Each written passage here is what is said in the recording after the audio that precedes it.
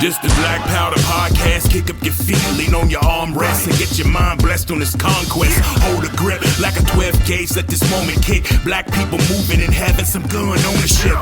I carry weight, not to keep the camera safe. It's thinking about you, my kids and my parents' faces. The big topics, they don't wanna involve us. Think we're novice, but now we're moving hard with revolvers. This the Black Powder Podcast, let's get it started.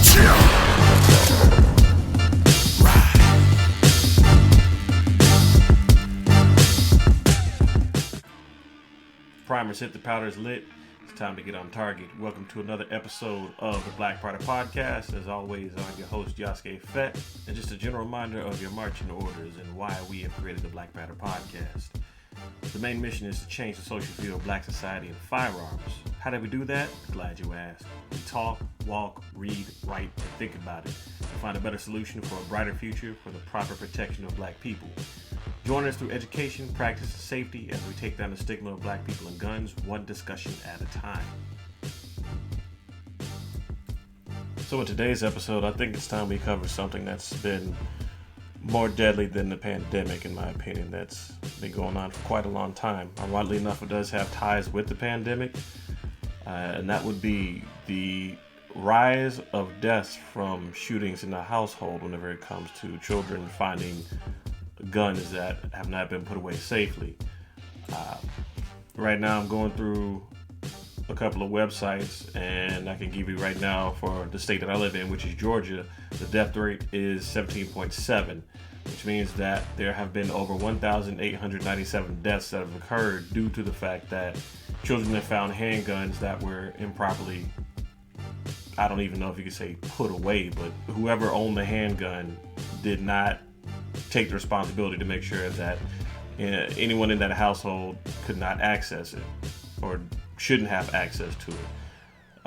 Looks like the death rate as far as the highest state is Mississippi, but that's with 818 deaths. I guess it's based on population as well, and it's filtered by age to just for race. But as of right now, this is the year 2020 I'm looking at. You can adjust it by 2020, between 2020 and 2005, but nonetheless, you have the largest numbers of deaths being in Texas, which is 4,164 with a 14.2 death rate.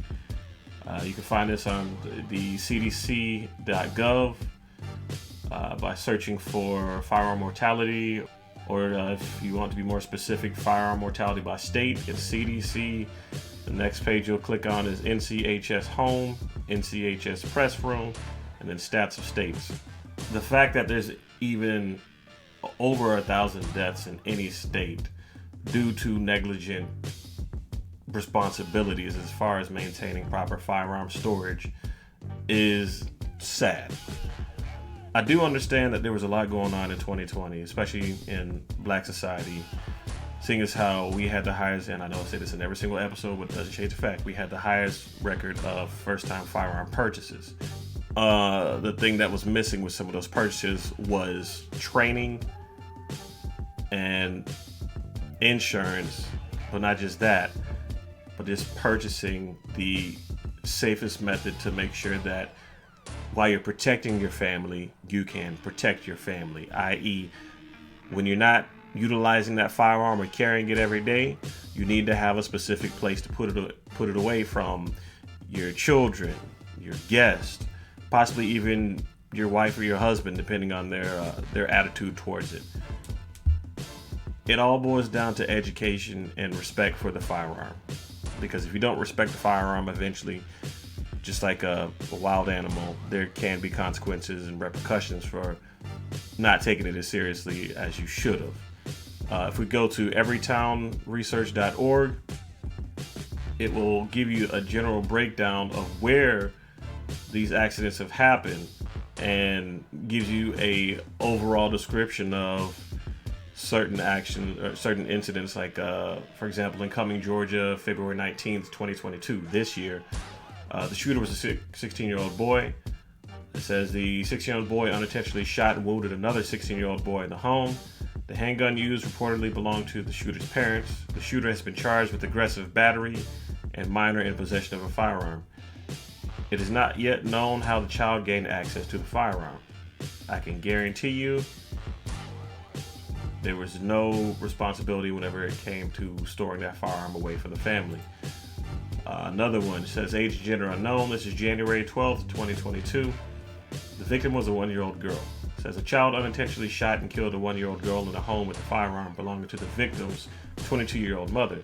The victim's mother was charged with second-degree murder. It is not known how the child gained access to the firearm. It says the firearm type is unknown, but more than likely, it possibly could have been a handgun. Shooter was a 9-year-old boy. This happened January 30th in Snellville, 2020. Victim was a 7-year-old boy. A 9-year-old unintentionally shot and wounded his 7-year-old stepbrother in a parked car. The boys are playing in a car where their mother went into a restaurant to pick up food when they found their stepfather's unsecured loaded gun under the driver's seat. All of these, just even reading them, all of these could have been prevented had somebody at least taken an ounce of responsibility and at the very least purchased a lock for a trigger lock. A trigger lock you can find for, I don't know, $20, less than $20, at the most maybe $8 to $10. Or if you want to be more specific, you can purchase a literal lock that will go through your firearm to make sure that it won't cycle. There are certain things that need to be done to make sure that we can protect the future of our children, because the children are the legacy we leave behind. And if we are not putting forth any effort to make sure we nourish and care for that legacy, then that legacy might as well have been brought up for naught. It's almost like you shot the child yourself. Every time I even have a firearm around my daughter, I unload it and I ask her a general question. What does daddy say about these? What did daddy tell you about this? Last time I did that, I recorded it. And she said that daddy tells me that they can hurt you and they're for monsters. And I had to break it down to her even more. I told her, they can hurt you, but they're not necessarily for monsters. If you see somebody playing with something like this, what do? She said, you run away. I said, good. You run away and you go tell an adult, because you can get hurt and other people can get hurt too. And I made sure she repeated it. It's something that I consistently print on her brain to let her realize that these are not things that should be around a normal 4-year-old. But yet, it's sad to even read stories about this whenever you see that your 4-year-old is being brought up just like a normal child should. They're living a normal child life with any luck, because there are some unfortunate children who may live rougher lives and may come in contact with firearms due to the parents' past with possibly a former lover or somebody who may be continuing to harass them and potentially threaten them in their current life. But nonetheless, that child's just living life, and all of a sudden they come across a firearm in the most weirdest places, be it underneath the car seat or in a pile of clothes. Who the hell puts guns in a pile of clothes? I don't understand that. And as a father, that sickens me. It really does. And just to shoot, get straight to the brass. I know we purchased firearms all in 2020. I've seen a wide variety of responsible gun owners to gun owners that were almost just kind of riding the high of the fact that everybody's purchasing guns. I don't honestly know what type of household either or lived in, but nonetheless, the fact that everybody's willing to go out, purchase firearms, and not even think about training or think about getting insurance or think about even at least having a safe first before they even made that move, or at least somehow making sure that even though they purchased the firearm, they utilize the lock that usually comes with the firearm. I've got multiple firearms and they usually come with locks. There's no excuse. But it's almost like people tend to overlook that option. It's like, I won't need it. I'm gonna keep it loaded all the time, every time. Never know what'll happen. Don't get me wrong. If you live in a questionable neighborhood, I can understand that, but nonetheless, please make sure that you put that firearm away safely. We don't need to see this in our society. We don't need to curse our children with this epidemic, because it's already bad enough that the media is looking at it like people don't care about their children. And they always go off and they blame the gun. They blame the firearm. They say, guns kill people. No.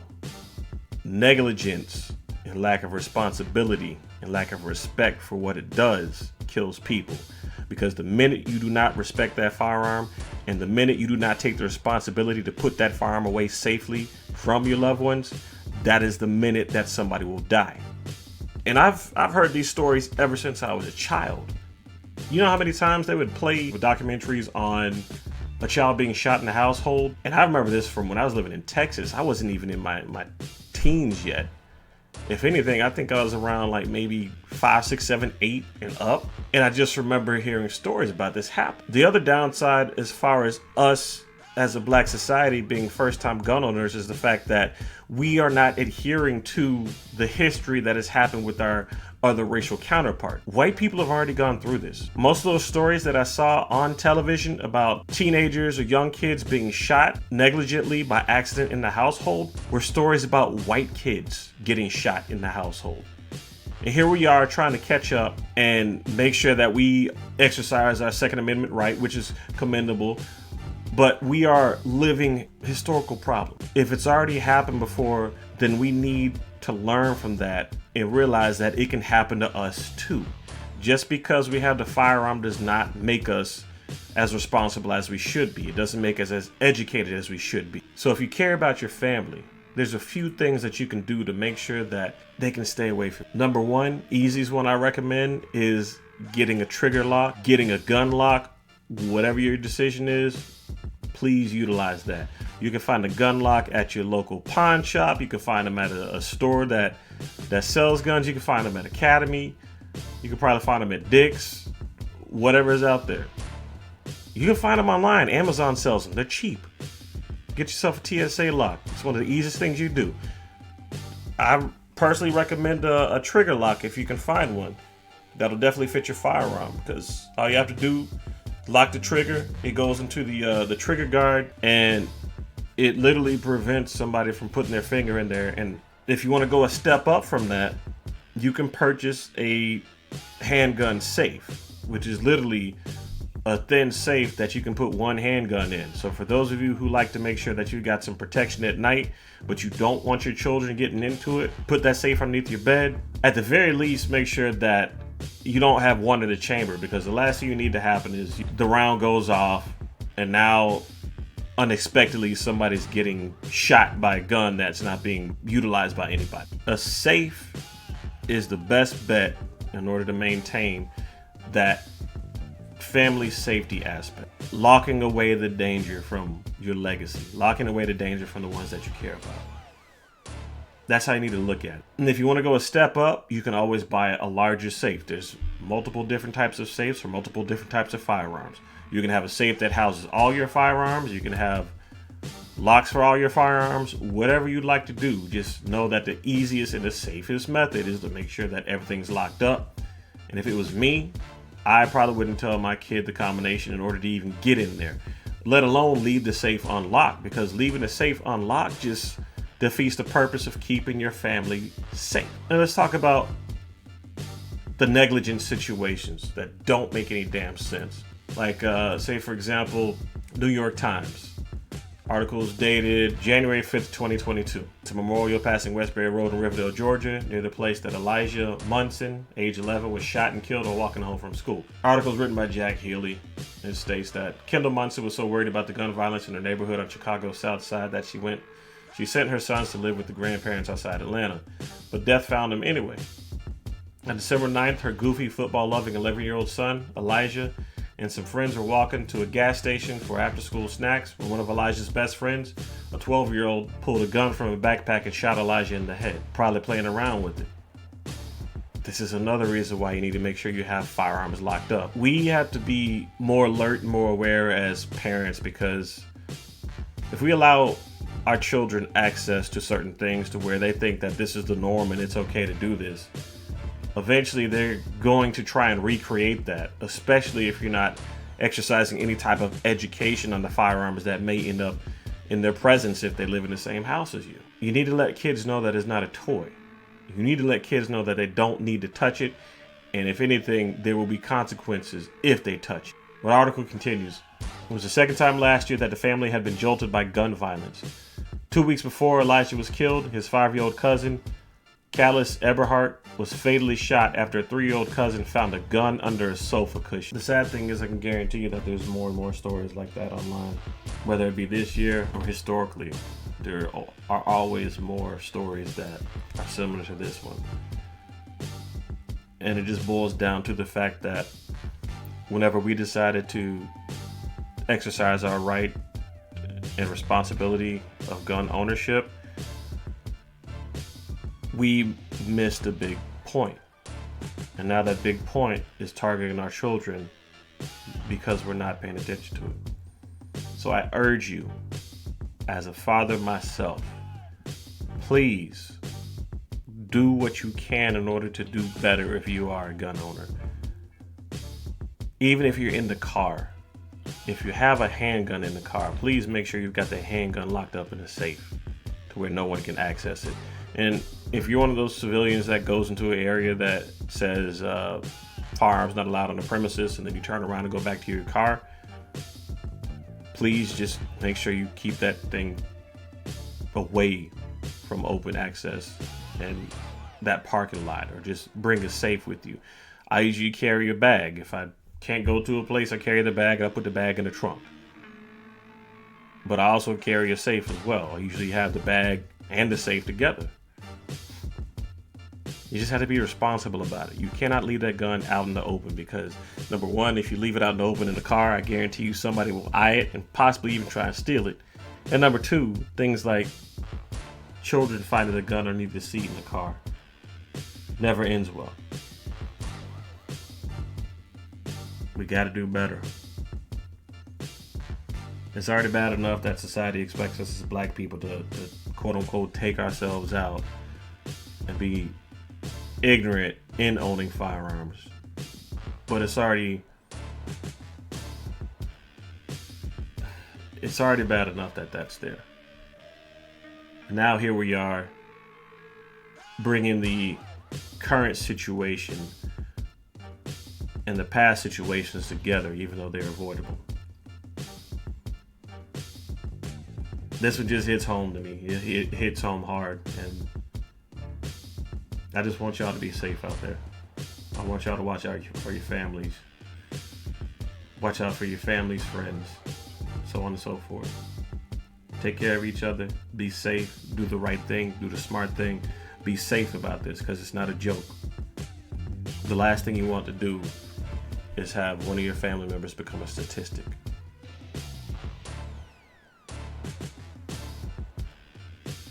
Stay blessed. There's been another Mag Dump.